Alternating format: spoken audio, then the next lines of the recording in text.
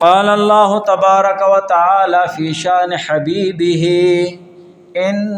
اللہ وملائکتہ یصلون علی النبی یا ایہا الذین آمنوا صلوا علیہ وسلموا تسلیما۔ درود شریف اللہم صل علی محمد کما تحب وترضى له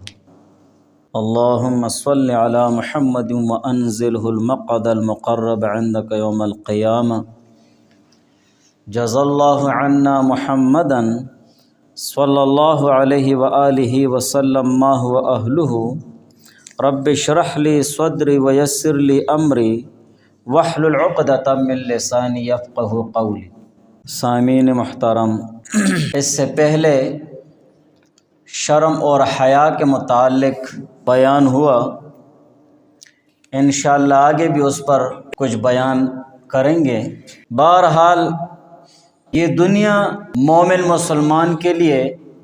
دارالعمل ہے، عمل کرنے کی جگہ ہے، اور آخرت وہ دارالجزا ہے۔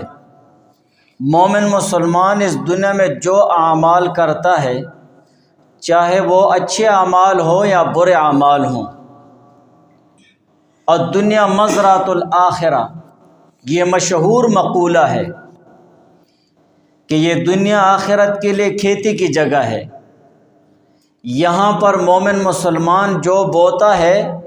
آخرت میں وہی کاٹے گا۔ دنیا میں بھی آپ دیکھتے ہیں، اگر کوئی انسان گندم لگاتا ہے اور گندم بوتا ہے تو گندم ہی کاٹتا ہے۔ ایسے نہیں ہوا ہے کہ کوئی گندم بوئے اور مکئی کاٹ دے، یا اسی طرح اور کوئی فصل بوئے اور اس کی جگہ اور کوئی فصل اگائے۔ تو یہ دنیا مزرعۃ الآخرہ، یہ آخرت کے لیے کھیتی کی جگہ ہے، اور آخرت دارالجزا ہے، مالک یوم الدین۔ اللہ تعالیٰ روز جزا کے مالک ہیں۔ جزا کے معنی بدلہ دینا۔ آخرت میں دنیا میں جو اعمال کیے ہوں گے، چاہے وہ اچھے اعمال ہیں یا بد اعمال ہیں، آخرت میں ان کا پورا پورا صلہ مل جائے گا۔ آخرت میں فیصلہ ہو جائے گا،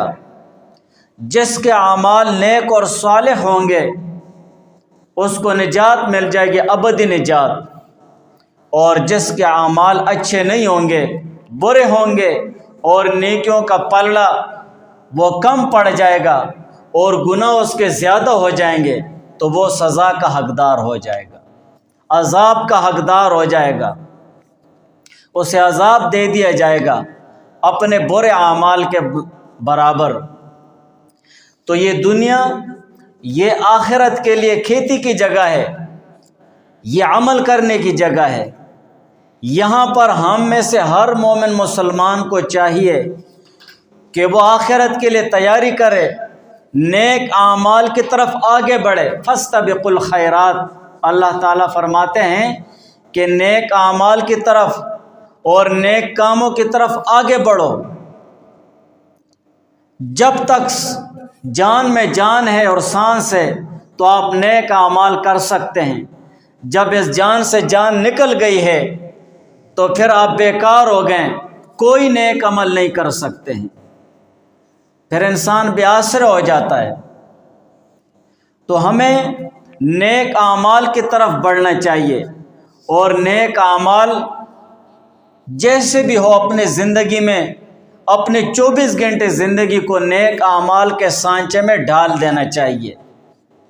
ہم جو عمل بھی کریں،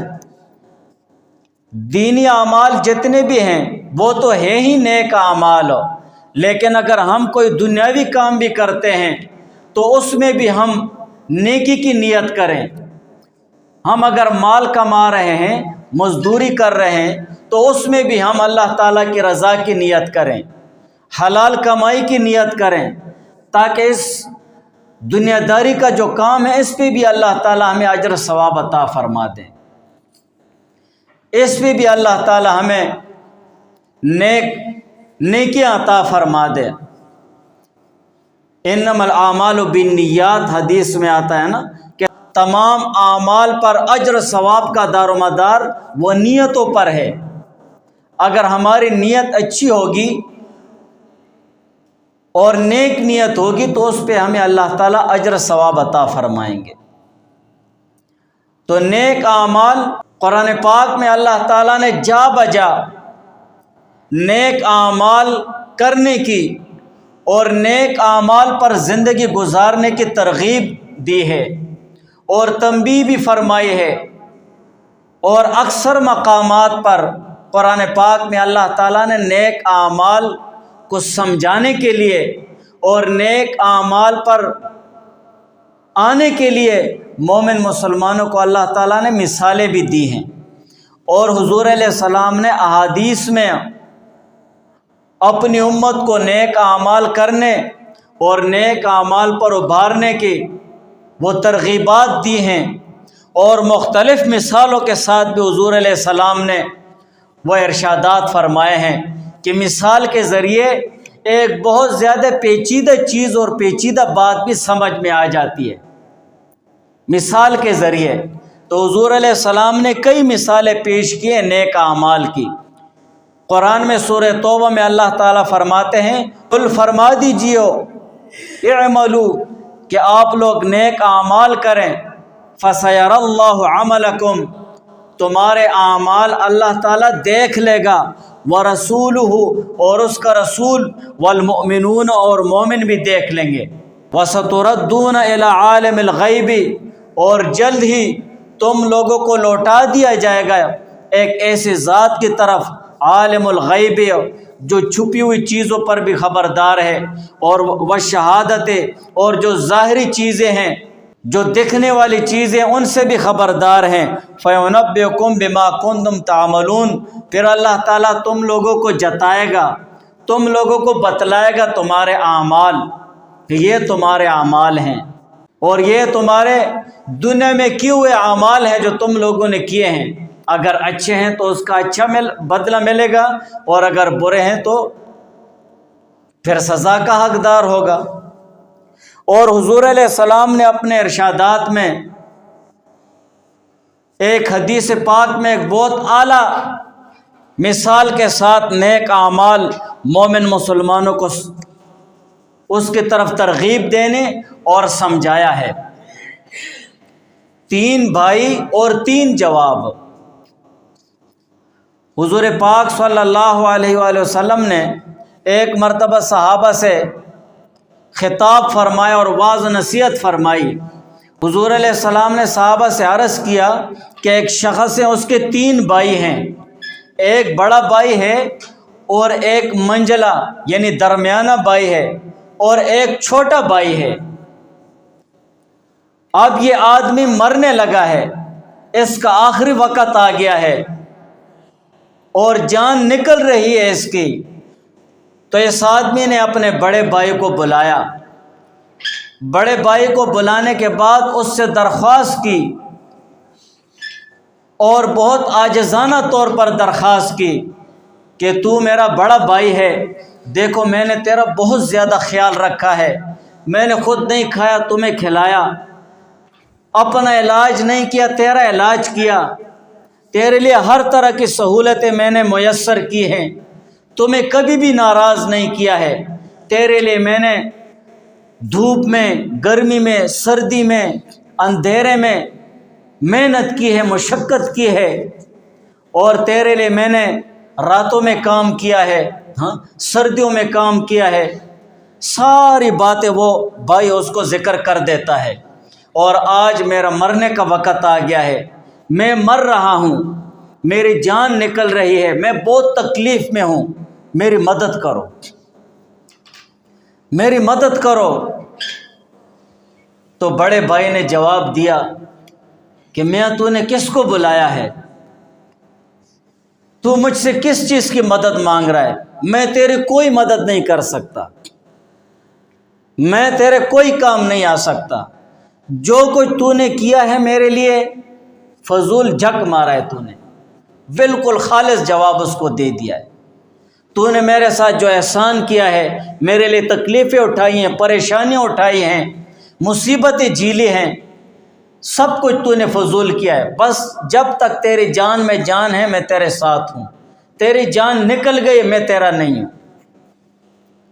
میں تیرا نہیں ہوں، کسی اور کا ہو جاؤں گا۔ پھر اس شخص نے درمیان والے بھائی کو بلایا، منجلا بھائی، اس کو بلایا اور اس سے کہا کہ دیکھو تو میرا بہت اچھا بھائی ہے، میں نے تیرا بہت زیادہ خیال رکھا ہے، تیرے لیے ہر طرح کی تکلیفیں میں نے برداشت کی ہیں، تیرے لیے بہت محنتیں برداشت کی ہیں، دیکھو میں بیمار ہوتا اور تجھے تھوڑی سی تکلیف ہوتی اپنی بیماری بھول جاتا، لیکن تیری تکلیف دور کرنے میں لگ جاتا، تیرے لیے میں نے لمبے لمبے سفر کیے ہیں، میں نے بہت سارے لوگوں کو چھوڑ دیا ہے، بہت سارے رشتہ داروں کو چھوڑ دیا ہے، اور تیرے لیے میں نے تجھے جس چیز کی ضرورت تھی میں نے وہ آپ کو لا کر دی ہے، تمہیں کسی چیز پر ناراض نہیں کیا ہے، خفا نہیں کیا ہے، تیرے لیے میں نے بے عزتی بھی برداشت کی ہے، برائی بھی برداشت کی ہے، حرام بھی کیا، حلال بھی کیا، سب کچھ کیا تیرے لیے، اب میں بہت تکلیف میں ہوں، پریشان ہوں، میری جان نکل رہی، میری مدد کرو۔ تو منجلے بھائی نے بھی جواب دیا کہ میں تیری کوئی مدد نہیں کر سکتا، تو نے جو کچھ بھی کیا ہے تو وہ سب کچھ رائے گاہ ہے، لیکن میں تیری کچھ مدد نہیں، ہاں اتنی مدد کر سکتا ہوں کہ جب تیری جان نکل جائے گی تو میں نہلا دھلا کر غسل دے دوں گا، کفن کر دوں گا اور تجھے میں قبر میں اتار دوں گا، بس اتنا کر سکتا ہوں، اس سے زیادہ میں تیرے لیے کچھ نہیں کر سکتا ہوں۔ پھر چھوٹے بھائی کو بلایا اس شخص نے اور اس سے کہا کہ تو میرا چھوٹا بھائی ہے، دیکھو میں نے ساری زندگی تیرے ساتھ اچھا برتاؤ نہیں کیا ہے، تمہیں ذلیل کیا ہے، تمہیں رسوا کیا ہے، تیرا خیال میں نے بالکل نہیں رکھا ہے، لیکن دیکھو میں آج بہت تکلیف میں ہوں، بہت پریشان ہوں، میری جان نکل رہی ہے، میری مدد کرو، میری مدد کرو۔ ٹھیک ہے میں مانتا ہوں، میں معذرت کرتا ہوں، تیرے ساتھ میں نے اچھائی اور بھلائی کا معاملہ نہیں کیا، کوئی احسان نہیں کیا، تمہیں ہر جگہ پہ یار و مددگار میں نے چھوڑا ہے،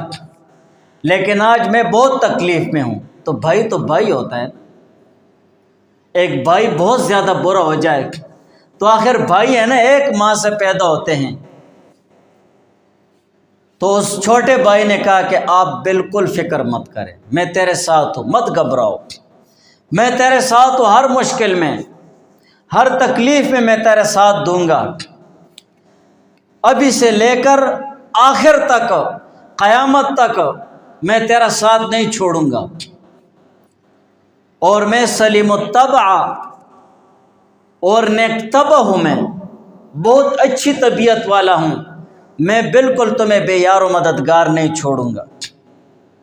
تو حضور پاک صلی اللہ علیہ وسلم نے صحابہ سے عرض کیا کہ مجھے تم لوگ یہ بتاؤ کہ ان تین بھائیوں سے کیا مراد ہیں، بڑے بھائی سے کیا مراد ہے، درمیان والے بھائی سے کیا مراد ہے، اور چھوٹے بھائی سے کیا مراد ہے۔ اور پھر حضور علیہ السلام نے صحابہ سے عرض کیا کہ مجھے یہ بتاؤ بڑا بھائی کیسا ہے نا، تو صحابہ نے عرض کیا یا رسول اللہ یہ بڑا بھائی تو بہت کمینہ ہے، بہت احسان فراموش ہے، بہت ظالم ہے، بہت برا ہے، بہت زیادہ کمینہ ہے کہ اس نے تو بالکل یہ بے یار و مددگار اس کو چھوڑ دیا ہے۔ پھر حضور علیہ السلام نے فرمایا کہ یہ درمیانہ بھائی کیسا ہے، تو صحابہ نے عرض کہ یا رسول اللہ یہ بھی نکما ہے، وہ بیکار ہے، یہ بھی بیکار ہے، کمینہ ہے، نکما ہے، اس نے بھی بے یار و مددگار چھوڑ دیا ہے۔ اور پھر حضور علیہ السلام نے صحابہ سے عرض کیا کہ یہ چھوٹا بھائی کیسا ہے، تو صحابہ نے عرض کہ یا رسول اللہ یہ بہت سلیم الطبع، بہت اچھا ہے، بہت انتہائی اچھا ہے کہ اس نے اس شخص کا خیال رکھا، اپنے بھائی کا خیال رکھا، ہاں یہ بہت اچھا ہے کہ اس کو بے یار و مددگار نہیں چھوڑا۔ تو حضور علیہ السلام نے صحابہ سے عرض کیا بڑے بھائی سے مراد اور مطلب وہ مال ہے، کہ یہ انسان کا مال ہے، کہ دیکھو اس مال کے لیے انسان کتنی محنت کرتا ہے، کتنی جان جوکر میں اور تکلیف میں ڈالتا ہے، اپنی جان خطرے میں ڈالتا ہے، کتنی تکلیفیں اس مال کے لیے اٹھاتا ہے، گرمی نہیں دیکھتا ہے، سردی نہیں دیکھتا ہے، رات نہیں دیکھتا ہے، دن نہیں دیکھتا ہے، کتنے کتنے گھنٹوں کام کرتا ہے، اپنے بیوی بچوں سے کتنا دور نکل جاتا ہے، کتنا دور، دنوں کے حساب سے دور نکل جاتا ہے، ہاں کمپنیوں میں کتنے کتنے گھنٹے دن رات کام لگا رہتا ہے، دن رات کام لگا رہتا ہے، ایک کمرے میں 10 اور 20 آدمی ہوتے ہیں، کتنی تکلیف سے زندگی گزار رہا ہوتا ہے، کس لیے؟ مال کے لیے، مال کے لیے تکلیف اٹھا رہا ہوتا ہے کہ مال آ جائے۔ تو یہ بڑا بھائی یہ مال ہے، جب تک جان میں جان ہوگی یہ مال تیرا ہوگا، جب جان سے جان نکل گئی ہے مال تیرا نہیں رہا، یہ وارثے کے پاس چلا گیا، یہ تو کسی اور کا ہو گیا ہے۔ بلکہ فقہا یہاں تک فرماتے ہیں کہ ایک آدمی اگر مر گیا ہے تو اس کے تن پہ جو کپڑے ہیں وہ بھی اب اس کے نہیں ہیں، اس کے جیب میں پیسے کاغذ جو بھی ہے اس کی کوئی چیز نہیں رہی، یہ ساری چیزیں وارثوں کی ہو گئی، ورثاء کی ہو گئی ہیں، ورثاء کی اجازت کے بغیر اس کی کوئی چیز بھی استعمال نہیں کر سکتے، اس لیے وہ میراث ہو گئی ہے، اور میراث تو شرعی طریقے سے تقسیم ہوگی۔ اور حضور علیہ السلام نے فرمایا کہ یہ جو دوسرا بھائی ہے، منجلا بھائی، درمیانہ بھائی، تو یہ بیوی بچے ہیں، کہ ان بیوی بچوں کے لیے انسان کتنی تکلیفیں برداشت کرتا ہے، ان کے لیے حرام اور حلال کرتا ہے، ان کے لیے کم تولتا ہے، ان کے لیے جھوٹ بولتا ہے، ان کے لیے دھوکہ کرتا ہے، خود پہ ہر طرح کی تکلیف برداشت کر کے ان کو راحت دیتا ہے، ان کو سکون دیتا ہے، تاکہ ان کو تکلیف اور پریشانی نہ ہو، ان کے لیے دن رات جاگتا ہے، اگر بچے کو تھوڑی سی تکلیف ہو تو ساری رات اس کے لیے والد جاگتا ہے، بیوی بھی جاگتی ہے اور شوہر بھی جاگتا ہے، ماں باپ دونوں جاگتے ہیں۔ اولاد کو دیکھو کہ وہ اپنے ماں باپ کے لیے کتنی تکلیفیں نکالتے ہیں، ماں باپ کو دیکھو وہ اپنے اولاد کے لیے کتنی تکلیفیں نکالتے ہیں، بیوی کو دیکھو وہ اپنے شوہر اور بچوں کے لیے کتنی تکلیفیں برداشت کرتی ہے، شوہر کے لیے بچے بھی پیدا کرتی ہے، مر بھی جاتی ہے اس میں، اور شوہر کو دیکھو اپنے بیوی اور بچوں کے لیے کتنی تکلیفیں برداشت کرتا ہے، طرح طرح کی تکلیفیں برداشت کرتا ہے، معاشرے کے ہر طرح کے دھکے وہ کھاتا ہے، اچھے اور برے کی تمیز اس کے سامنے ختم ہو جاتی ہے ان کے لیے، بس ان کو ایک ہی چیز نظر آتی ہے کہ ان کو تکلیف نہ پہنچے، پریشانی نہ پہنچے، خوشی پہنچے۔ لیکن یہ بیوی اور بچے کب تک ہوں گے؟ جب جان نکل گئی ہے تو تمہیں غسل دے دیں گے، کفن کر دیں گے، تمہیں قبر تک لے آئیں گے، بلکہ بیوی تو قبر تک بھی نہیں آ سکتی ہے، وہ تو گھر میں ہی رہ جائے گی، ان کا معاملہ بھی ختم ہو گیا ہے۔ اور پھر حضور علیہ السلام نے فرمایا یہ جو تیسرا بھائی ہے اور چھوٹا بھائی ہے تو یہ نیک عمل ہے، یہ صالح عمل ہے، وہ نیک عمل اس شخص سے کہتا ہے کہ گھبراؤ مت، میں تیرے ساتھ ہوں، تیرے مرنے سے لے کر قبر تک، اور قبر سے لے کر قیامت تک، اور قیامت سے لے کر جنت تک میں تیرے ساتھ رہوں گا۔ تو اب خود ہم فیصلہ کریں کہ ان تین بھائیوں میں سے بہتر اور اچھا بھائی کون سا ہے، بڑا بھائی ہے یا درمیانہ بھائی یا چھوٹا بھائی ہے؟ لازمی بات ہے، ہر کوئی کہے گا چھوٹا بھائی ہے، اس لیے کہ چھوٹا بھائی اس کا ساتھ دے رہا ہے، اس کو چھوڑ نہیں رہا ہے، اور یہی نیک اعمال مومن مسلمان کے لیے دنیا میں بھی خیر اور آخرت میں بھی خیر۔ تو حدیث پاک کا مقصد حضور پاک صلی اللہ علیہ وآلہ وسلم نے اپنی امت کو مثال کے ذریعے نیک اعمال سمجھایا ہے، اور ایک عمدہ مثال کے ذریعے کہ نیک اعمال کو اپنی زندگی کا خاص سرمایہ سمجھو، یہ دنیا یہ آخرت کے لیے کھیتی کی جگہ ہے، یہاں پر جتنے نیک اعمال کرو گے اتنے ہی کم ہیں، اور یہی نیک اعمال ہی نجات کا ذریعہ بنتے ہیں، قبر میں شفاعت کا ذریعہ بنتے ہیں، قبر میں عذاب قبر سے بچاؤ کا ذریعہ بنتے ہیں۔ نزہۃ البساتین ایک کتاب ہے، اس میں ایک واقعہ لکھا ہوا ہے کہ ایک بزرگ کسی جنازے میں شریک ہوا، وہاں پر جنازہ پڑھا گیا، اور اس کے بعد انہوں نے اس مردے کو قبر میں دفن کر دیا ہے۔ دفن کرنے کے بعد تھوڑے فاصلے پر دور گئے تھے کہ بڑا دھماکہ ہو گیا قبر میں، بڑا دھماکہ، لوگ ڈر گئے اور رک گئے، بس وہ سہم گئے نا کہ یہ کیا ہو گیا ہے۔ وہ لوگ جا رہے تھے نا، نکل رہے تھے، لازمی بات ہے جہاں پر دھماکہ ہو جاتا ہے افراتفری ہو جاتی ہے، لوگ بھاگتے ہیں۔ تو اس بزرگ نے کہا کہ بھاگو مت، رک جاؤ، کیا ہوتا ہے؟ دوسرا دھماکہ بھی ہو گیا ہے، لوگ ڈٹ گئے کہ یار بس ٹھیک ہے، حضرت صاحب کہہ رہے ہیں، ہم رک گئے ہیں۔ تیسرا دھماکہ جیسے ہوا تو قبر پھٹ گئی اور ایک کالا کتا اس سے نکل آیا۔ وہ کالا کتا ہانپ رہا ہے اور بھاگ رہا ہے، تو اس بزرگ پر اللہ تعالیٰ نے منکشف کر دیا ہے، کشف کے ذریعے اللہ تعالیٰ نے اس کو دکھلا دیا ہے کہ یہ تو عذاب قبر ہے۔ پھر اس بزرگ نے اس کو آواز دی کہ تم کون ہو؟ اس نے کہا میں عذاب قبر ہوں، بھاگ رہا ہوں۔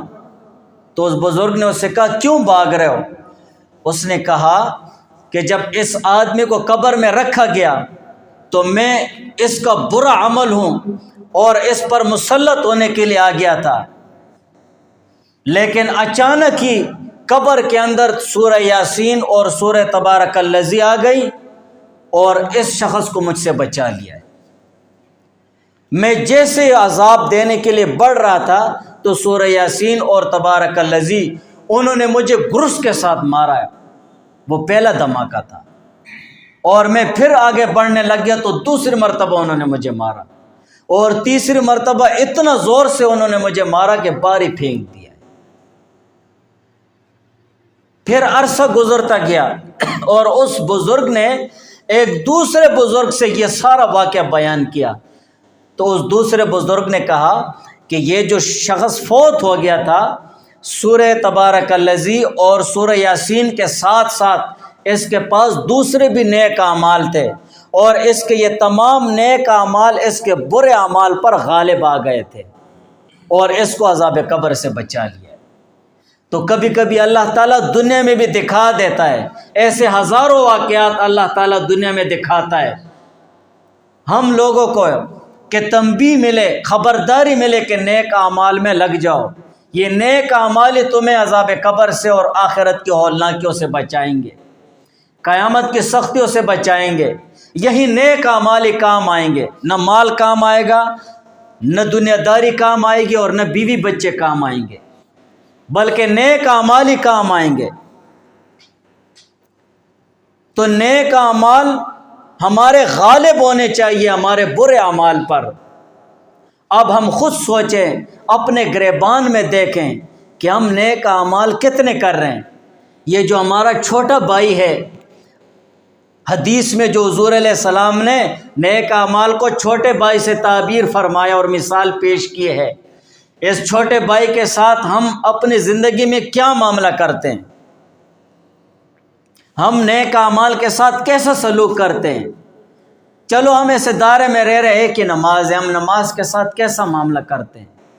کبھی پڑھی کبھی نہیں پڑھی، کبھی وضو کیسا ہو کیا کبھی کیسا کیا، پاکی ناپاکی کی کوئی تمیز نہیں ہے، وضو کا کوئی لحاظ نہیں ہے۔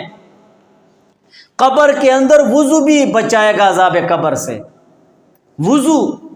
جس کا کامل وضو ہو گیا، حدیث میں ہے، وہ اس کو عذاب قبر سے بچائے گا۔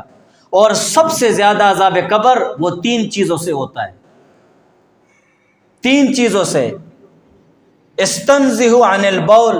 فإن عامت عذاب القبر منہ، ایک ہے پیشاب کے چینٹوں سے خود کو نہ بچانا، اور دوسری چیز ہے چغل خوری، اور تیسری چیز ہے غیبت۔ یہ 3 چیزیں عذاب قبر میں خصوصیت کے ساتھ ہیں، خاص ان 3 چیزوں کی وجہ سے عذاب قبر ہوتا ہے، اور سب سے زیادہ بچانے والی چیز عذاب قبر سے مومن مسلمان کو وہ نیک اعمال ہیں، اور ان نیک اعمال میں پھر کچھ اونچ نیچ ہے، جیسے سورہ تبارک الذی خاص کر ذکر اس کا آیا ہے کہ سورہ تبارک الذی المنجیت، حدیث میں اس کا نام المنجیت، یہ نجات دینے والی عذاب قبر سے، اور واضح احادیث میں آیا ہے کہ سورہ تبارک الذی عذاب قبر سے بچاتی ہے، پیشاب کی چھینٹوں سے، اور چغلخوری اور غیبت،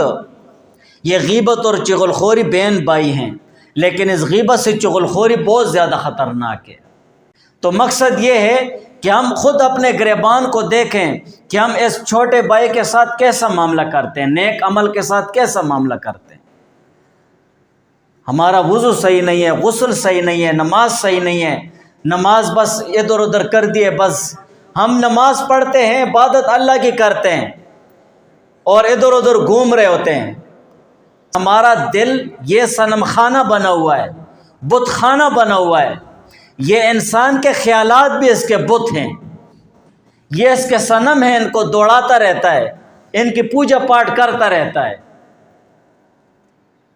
ہم عبادت اللہ تعالیٰ کے سامنے کھڑے ہوتے ہیں، اگر کسی افسر کے سامنے کھڑے ہو جاؤ نا، مثال یہاں کی دیں گے نا،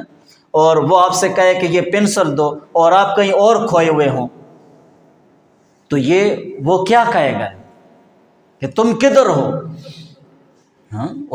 ہمیں تو بہت غصہ آتا ہے نا، ہمارے اساتذہ کو انتہائی غصہ آتا ہے جسم کا ہاں ہونا، کہ جسم تیرا یہاں ہے اور ذہن کہیں اور ہے، یہاں حاضر ہو جاؤ۔ ایسے بھی اساتذہ تو پہلے وہ ایسے تنبیہاً بات کرتے کہ یہاں حاضر کر دو اپنے ذہن کو خالی کر دو، خیالات کو چھوڑ دو،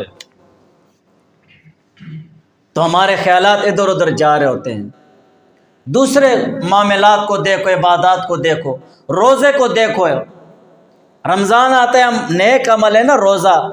شفاعت کرے گا قیامت کے دن، ہم کیا معاملہ کرتے ہیں اس کے ساتھ، کیسے رکھتے ہیں روزے؟ زکوٰۃ کا معاملہ لے لو، حج کا معاملہ لے لو، یا دوسرے نیک اعمال لے لو، ہزاروں نیک اعمال ہیں۔ وہ ایک شاعر کہتا ہے نا، جو نیک اعمال ہیں یہ انسان کے سانسوں سے بھی زیادہ ہیں، اتنے نیک اعمال ہیں، لیکن ہم کیا معاملہ کرتے ہیں ان کے ساتھ؟ تو حضور علیہ السلام نے حدیث پاک میں مثال کے ذریعے سے سمجھایا ہے اپنی امت کو کہ نیک اعمال کرو، یہی نیک اعمال ہی کام آئیں گے، مال دولت بھی رہ جاتا ہے، بیوی بچے بھی رہ جاتے ہیں، آگے جاتا ہے تو نیک عمل جاتا ہے، نیک عمل جاتا ہے۔ نزہۃ البساتین میں ایک واقعہ ذکر ہے ایک بزرگ کا، اور اس کا توبے کا واقعہ ہے، اور توبے کا واقعہ اس طور پر ہے، وہ خود فرماتے ہیں کہ میں نے ایک باندی خریدی، اور اس باندی سے اللہ تعالیٰ نے مجھے ایک بیٹی دی، لیکن وہ بیٹی میرا سرور تھا، میری خوشی تھی، ہر وقت اس کے ساتھ کھیل کود، گھنٹوں گھنٹوں اس کے ساتھ باتیں کرنا۔ اتفاقاً قدرت کی شان ہے، وہ بیمار ہو گئی اور فوت ہو گئی۔ جیسے فوت ہو گئی، وہ کہہ رہے ہیں کہ مجھے ایسا جھٹکا لگا کہ میرے دل و دماغ نے کام ہی چھوڑ دیے، جنگلوں میں بھٹکتا تھا، ویرانوں میں بھٹکتا تھا، اپنے ساتھ باتیں کرتا تھا، ادھر لیٹا ادھر لیٹا۔ اچانک ایک دن کہہ رہے میں جنگل میں بھٹکتے بھٹکتے ایک درخت کے نیچے لیٹ گیا، نیند آ گئی ہے، اور خواب دیکھ رہا ہوں کہ قیامت برپا ہو گئی ہے، لوگ قبروں سے نکل رہے ہیں، دوڑ رہے ہیں، کوئی ادھر دوڑ رہا ہے، کوئی ادھر دوڑ رہا ہے، اور یہ بزرگ کہہ رہے کہ میں نے اپنے آپ کو دیکھا، تیرا کیا ہوگا؟ خواب دیکھ رہا ہے اور خواب میں کہہ رہے کہ تیرا کیا ہوگا، اور یہ کہتے ہوئے اس کو پیچھے سے کچھ سرسراہٹ سنائی دی، جیسے پیچھے دیکھا تو بہت بڑا اژدہا اس کے پیچھے لگا ہوا ہے، بہت بڑا سانپ پہ کالا، یہ دوڑنے لگا ہے، بھاگ رہا ہے بھاگ رہا ہے بھاگ رہا ہے، کوئی ٹھکانہ اس کو نہیں مل رہا ہے۔ اچانک سامنے ایک پہاڑی اس کو نظر آ گئی، اس پہاڑی پر چڑھ گیا ہے، پہاڑی سے ادھر دیکھ رہے تو جہنم دیکھ رہی ہے، اوہو ادھر سانپ آ رہا ہے اور یہاں جہنم ہے، کس طرف جاؤں؟ وہ پھر جلدی سے پہاڑی سے نیچے اترا اور دوڑنے لگا ایک طرف۔ اچانک یہ بہت کمزور سا سفید پوش، سفید لباس میں کمزور سا بوڑھا اسے ملا، اور اس سے جلدی رک گیا اور کہہ رہا حضرت مجھے بچاؤ، یہ مجھے ڈس لے گا، میں تو کہیں کا نہیں رہوں گا، برباد ہو جاؤں گا، مجھے بچاؤ۔ اس نے کہا خدا کے بندے میں تجھے اس سے نہیں بچا سکتا ہوں، مجھے دیکھو میں تو کمزور ہوں، مجھ میں اتنی طاقت ہے، لیکن میں تمہیں ایک بات بتاتا ہوں، سامنے پہاڑی پر جاؤ اور وہاں پر مسلمانوں کی امانتیں پڑی ہوئی ہیں، تم جاؤ، اگر تمہاری کوئی امانت ہو تو کچھ بن جائے گا تیرا۔ وہ بزرگ کہہ رہے میں نے اس کی بات نہیں سنی، سمجھ میں نہیں آیا، بھاگنے لگا، پھر گھومتے پھرتے پھر اس بوڑھے کے پاس آ گیا ہے اور کہا حضرت مجھے بچاؤ۔ اسے کہا رک جاؤ، میری بات سنو، میں تمہیں بچا نہیں سکتا ہوں، اتنا ہے کہ سامنے پہاڑی پر جاؤ، تیری کوئی امانت ہو تو کچھ تیرا ہو جائے گا۔ وہ بزرگ کہہ رہے میں نے اس کی بات غور سے سنی اور جلد اس پہاڑی کی طرف چلا گیا۔ پہاڑی کی طرف گیا تو اس میں مختلف منزلیں تھیں۔ پہلی منزل پر گیا، دروازہ کھٹکھٹایا، انہوں نے کہا کہ کیا دنیا میں تیرے کوئی بچہ یا بچی فوت ہوئی؟ اس نے کہا ہاں فوت ہوئی ہے۔ پھر انہوں نے اندر دیکھا، کہا یہاں نہیں ہے، اوپر منزل میں جاؤ۔ اوپر منزل اس کی بیٹی نے اس کو دیکھ لیا کہ یہ تو میرا باپ ہے، اور جلدی بیٹے نے اس کو ہاتھ آگے کیا اور اس کو منزل میں اپنے پاس لے آئی۔ وہ ہانپ رہا تھا، بیٹی اس کے پاس گود میں آ گئی ہے۔ وہ کہہ رہے مجھے خواب میں انتہائی سکون ملا، بہت زیادہ ہے۔ پھر باپ نے کہا کہ بیٹا تم یہاں کیا کر رہی ہو؟ اس نے کہا ہم یہاں قرآن پڑھتے ہیں، ہم یہاں قرآن پڑھتے ہیں۔ پھر بہت باتیں کی، سکون ملا۔ پھر بیٹی سے کہا کہ بیٹا وہ میرے پیچھے جو کالا سانپ تھا، اژدہا تھا، وہ کیا چیز تھی؟ بیٹی نے کہا ابا جان یہ تیرا برا عمل تھا، یہ تیرا برا عمل ہے جو دنیا میں تم کرتے ہو، تمہاری برائیاں ہیں، گندگیاں ہیں، خراب کام ہیں، تو یہ برا عمل ہے۔ اور پھر کہا وہ بوڑھا آدمی کون تھا؟ بیٹی نے کہا وہ تیرا نیک عمل تھا، اتنا کمزور، وہ تیرا نیک عمل تھا۔ جیسے اس کی آنکھ کھلی تو اس نے توبہ کیا کہ یا اللہ مجھے معاف کر۔ نیک اعمال کا سرمایہ ہونا چاہیے۔ جب قیامت کا دن ہوگا اور قیامت برپا ہو جائے گی، سخت عالم ہوگا، نفسا نفسی کا عالم ہوگا، ہر کوئی کہے گا نفسی، یا اللہ مجھے بچا، مجھے بچا، نفسی نفسی، یا اللہ مجھے بچایا۔